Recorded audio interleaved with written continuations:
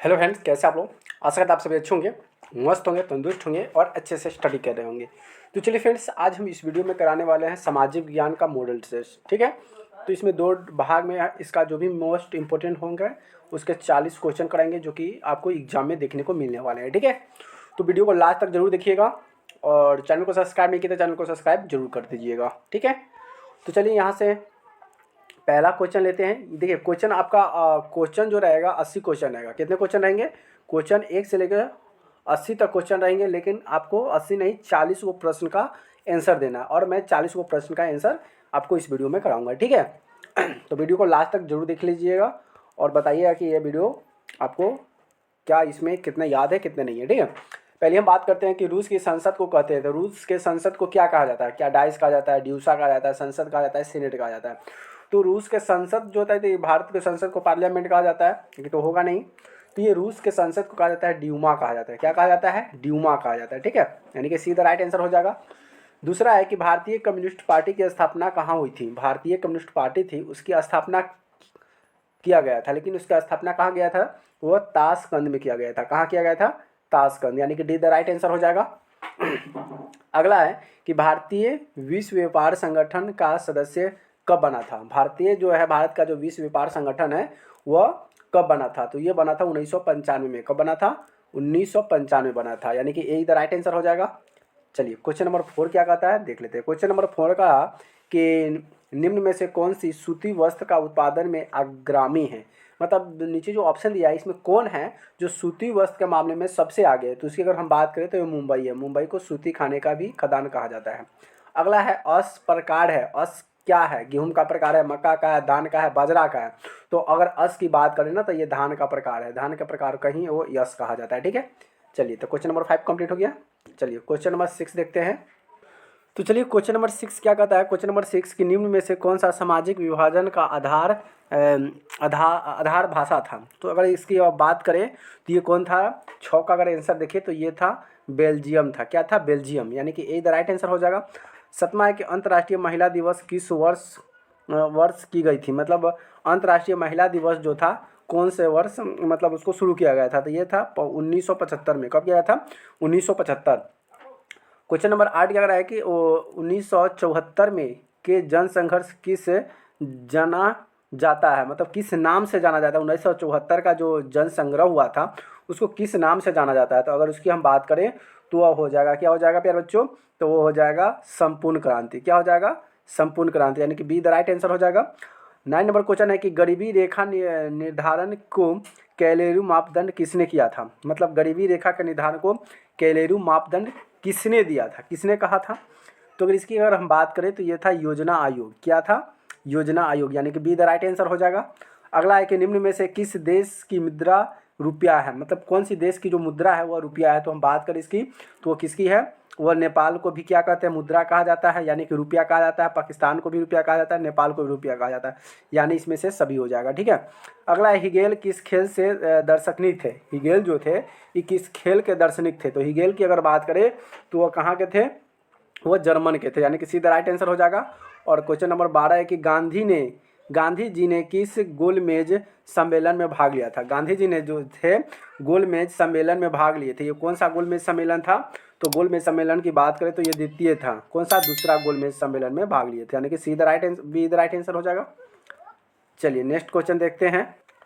तो question number 13 क्या कहता है प्यारे बच्चों? क्वेश्चन नंबर 13 कहता है कि क्लियोनाइड का उपयोग होता है। क्लियोनाइड का उपयोग जो होता है कहाँ पे होता है?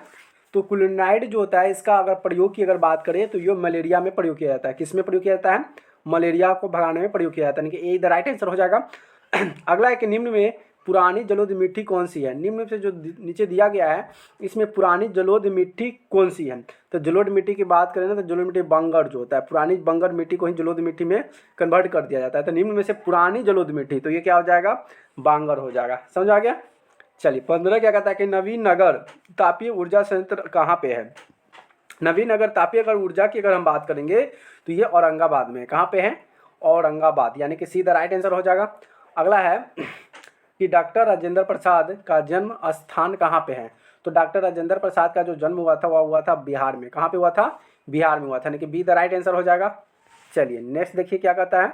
नेक्स्ट है कि भारत में पहला देसी जूट मिल किस शहर में स्थापित हुआ था। भारत में जो था पहला जूट मिल, भारत में पहला जूट मिल कहाँ स्थापित हुआ था, तो ये कोलकाता में हुआ था। क्योंकि जो विदेशी जो लोग थे वो ये पलायन करके आए, तो वो सबसे पहले कोलकाता वो नदी के किनारे ही स्टार्ट किए थे, लेकिन सबसे पहले वो अगर बात करें तो ये कोलकाता में शुरू कर दिए थे।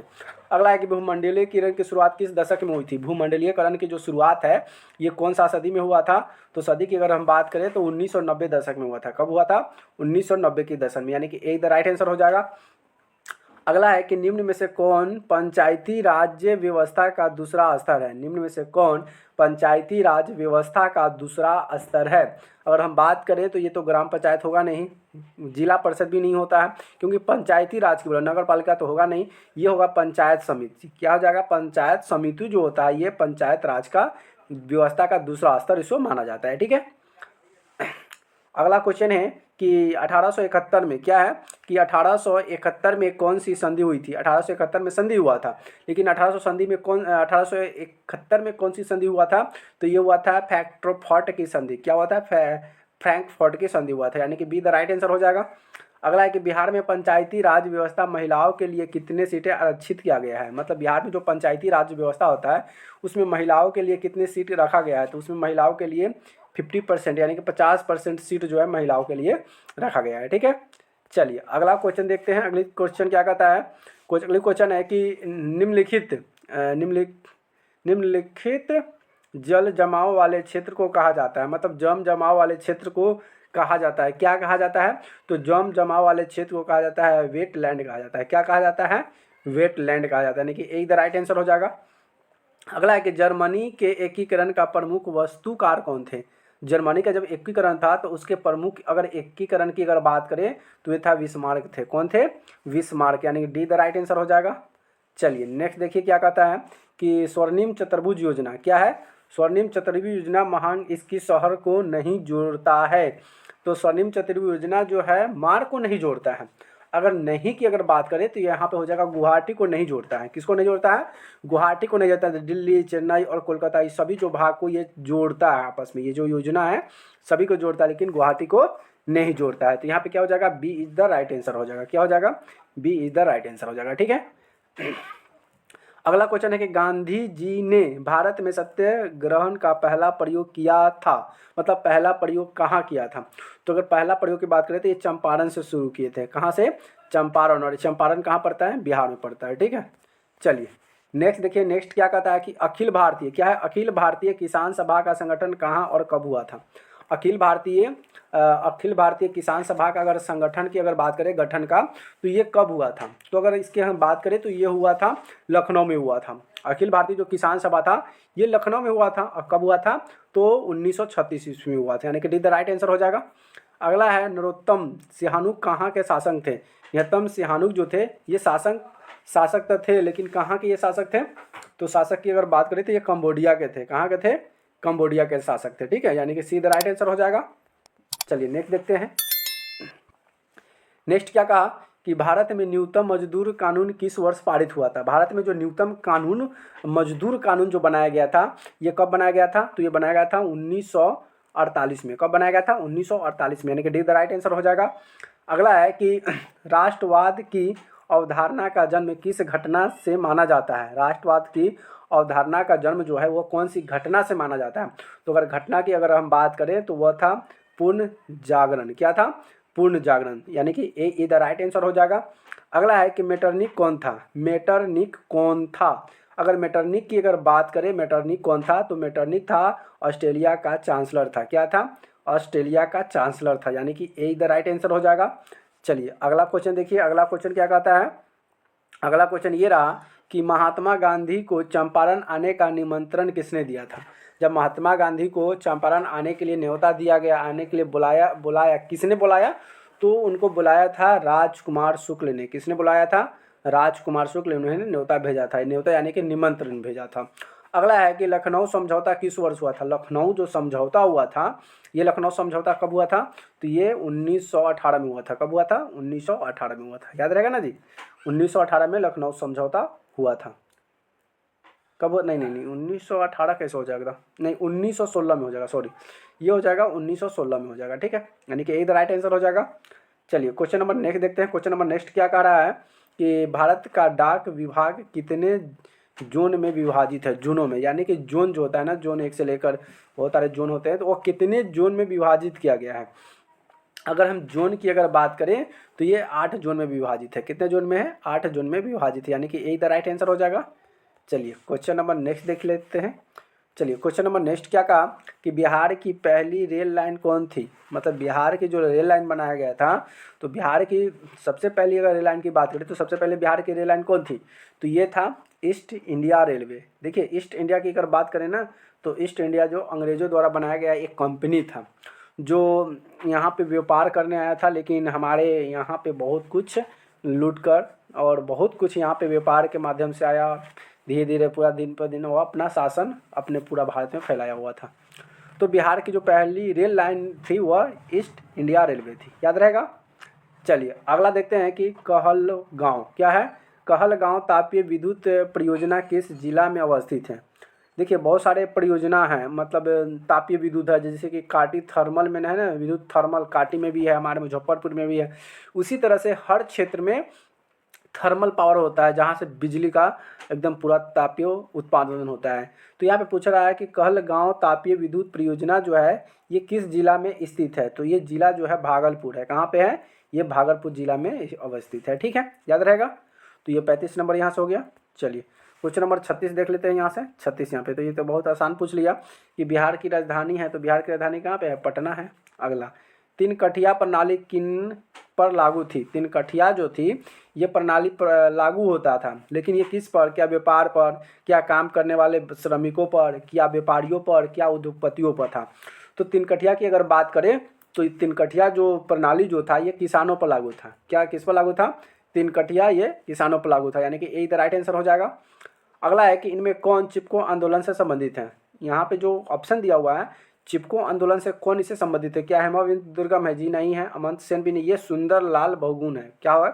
सुंदरलाल बहुगुण है जो ये चिपको आंदोलन से संबंधित है। मेघा पाटकर भी नहीं होगा। चलिए नेक्स्ट देख लेते हैं, और आपके पास यहाँ पे ये क्वेश्चन आएगा। अगला है कि सुंदरवन किस राज्य में? ये सुंदरवन जो है ये कहाँ पे है? तो सुंदरवन जो अगर बात करें तो ये जो हमारे हैं पश्चिम बंगाल में। कहाँ पे हैं? पश्चिम बंगाल में, यानी कि ए द राइट आंसर हो जाएगा। अगला, इनमें से कौन लोहा के अयस्क है? इनमें कौन है जो लोहा के अयस्क माने जाते हैं? तो क्या इसमें होगा? क्या गिलनाइट होगा? जी नहीं, गिलनाइट तो होगा ही नहीं।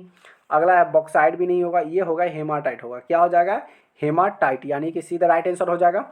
अगला है कि निम्न में किस खनिज के साथ प्राकृतिक गैस पाई जाती है? मतलब इनमें नीचे जो दिया हुआ है इनमें कौन सी ऐसी गैस है, यानी खनिज है जिसमें प्राकृतिक गैस पाया जाता है? मतलब इंसान के द्वारा उसमें गैस भरा नहीं जाता है, यह प्रकृति के द्वारा ही गैस पाया जाता है। तो देखिए कोयला में तो होता ही नहीं गैस, चूना पत्थर में गैस भी नहीं होता, यूरेनियम में। ये होता है पेट्रोलियम में होता है। क्या होता है? पेट्रोलियम में होता है। इसे प्राकृतिक गैस भी कहा जाता है। तभी तो देखिएगा जब पेट्रोल को थोड़ा सा ही अगर गाड़ी में डलाता है, अगर उसको थोड़ा सा मिट्टी या कहीं पर डाल देने पर वो बहुत जल्दी फैल जाता है, यानी कि वो गैस होता है, जल्दी फास्ट में वो फैलता है, इसलिए उसे कहा जाता है प्राकृतिक गैस पाई जाती है। किस खनिज में? तो पेट्रोलियम। याद रहेगा प्यारे बच्चों।